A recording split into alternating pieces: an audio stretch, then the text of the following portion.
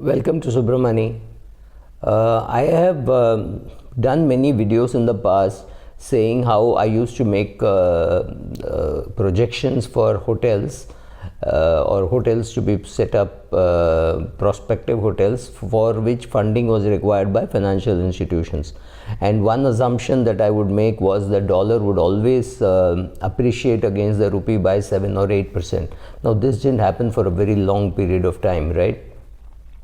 So assumptions are dangerous, and let us look at some of the most dangerous assumptions that people make while planning their retirement. And you have to wake up from your slumber and make sure that you don't make these assumptions. So assumption number one, when you're planning as a couple, they assume that the person who is planning will die later. Now this is an amazingly stupid assumption, but too many people make it. They assume that my husband is looking after everything and he will die, I will die before him. Not true. So you need to know how to look after the basics, how to fill up how to make sure that that your income is credited to the bank, how to withdraw from the ATM, how to file returns.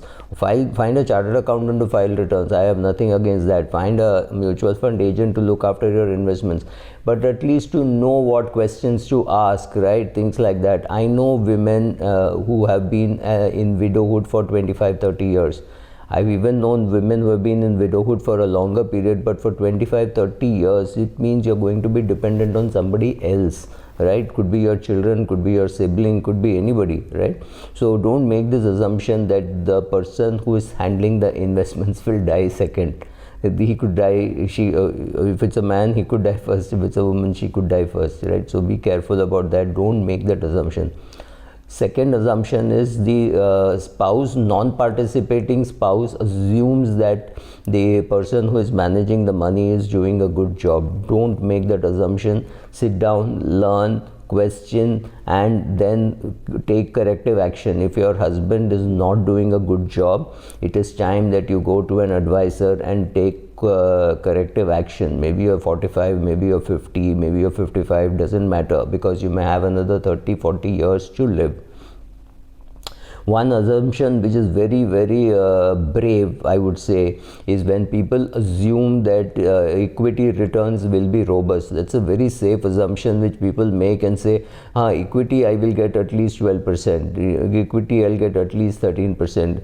Please remember, I am not trying to be boastful or anything, but 1996 to 1993, 1993 to 2001, 2002 was not very easy, right? It was very difficult period, and many people's career went for a toss simply because the equity markets did nothing.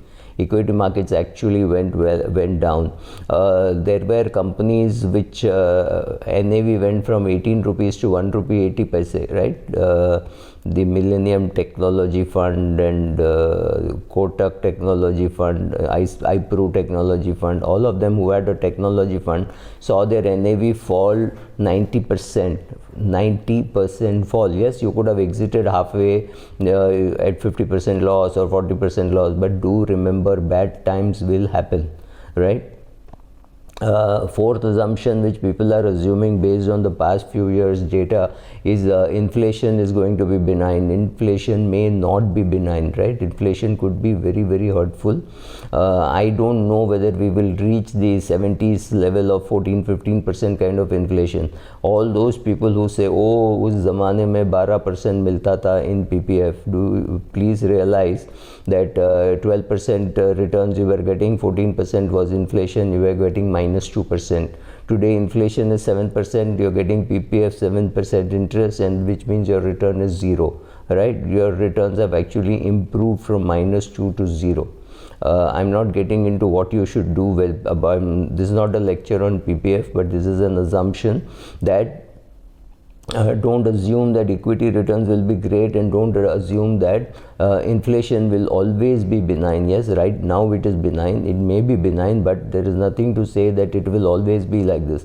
And 4-5 years of huge inflation can really hurt a retirement corpus.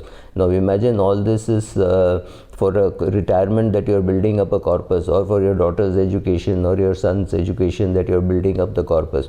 You cannot afford to miss the target by a very large amount, which you can't, then you'll have to borrow, but you can't borrow for retirement, right?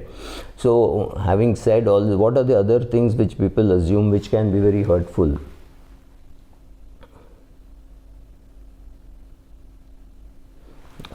One more thing which I am seeing, and which I am reasonably happy, is that people are not really retiring at 60. Some people are being forced to retire maybe even at 55, but largely people who have a choice, people who are in senior positions, are going on till 62, 63 at least. So but assuming that you will retire at 65 and not at 58 is wrong if you are in India. And if you are in US, to assume that you will be able to work beyond the age of 65 is not very right, because unless there is a shortage of labor, people will not take older people. They may not tell you in that many words, but in US it is quite common to find people working beyond 65. I mean 70, 75 is perfectly in place. But for that you have to look after your health. You have to make sure that your health permits you to work. And very important is, if it is compulsory for you to work, which means your day-to-day living depends on that income, then there is too much stress working beyond that particular age. So don't assume that you will have a job beyond 55. 55 is a safe assumption. Anything beyond that is a bonus, right? So some people will work till 58, some people will work till 60, some people may even work beyond 65, but largely that may or may not be true. Another assumption which some people make, and may not be very wrong, is that they will have an inheritance. Many of them see their parents' portfolio or the parents' house and say, oh, this I am going to get. Don't make that assumption. First of all, there are many cases where the children may think that they are going to get the money, but the parents have different ideas, right? So a substantial portion of that could be donated, and only a small portion could go to the children. Another very important thing is what happens if your parent lives till the age of 105 and you are, say, 25 years younger. So you will be 80 by the time you get the inheritance. So don't count on the inheritance. If you get the inheritance, great. If you don't get the inheritance, plan for your life beyond inheritance. I have also been talking to older people saying there is no point in giving money to your children when they don't need it. Better to give it to them, pay for their children's education, right, or things like that. That can be done by parents, but don't assume. I mean, we are talking of assumptions, right? So assumptions is your spouse may not be doing a great job at looking after the money. Please participate in it and learn. Make sure that all your names are correct in all your investments. Do a very quick audit of all your investments. Don't assume that your job will continue beyond the age of 65. Don't assume very good equity returns over long periods of time. Don't assume that inflation will be benign, right? Don't assume that you will be able to work beyond the age of 60 or 65, whatever. Don't make those assumptions. Yes, if you have to retire at 55 and your corpus was not ready and you were able to get an extension till the age of 65, that's fantastic. Your money must have more than doubled from your age of 55 to 65, and your requirement has come down because you're only now needing to plan from 65 to say 95, so 30 years instead of 40 years. So that is good. So try doing that. There is no harm. Socially also it is necessary to be active, so it's nice to work, but if you have to force to work, working voluntarily and being forced to work to pay the EMI or pay for the ration and day-to-day living is not really going to be very comfortable. So make sure that you don't make such assumptions. Invest hard, invest heavily, invest in equity, invest for long term. Understand that you are putting money for 20, 30, 40 years, whatever, depending on your age, and just lage raho. That's all. There's nothing else you can do. As long as you are willing to invest more and for a longer period of time, you will create a greater corpus. It is much better than trying to chase alpha. Thank you.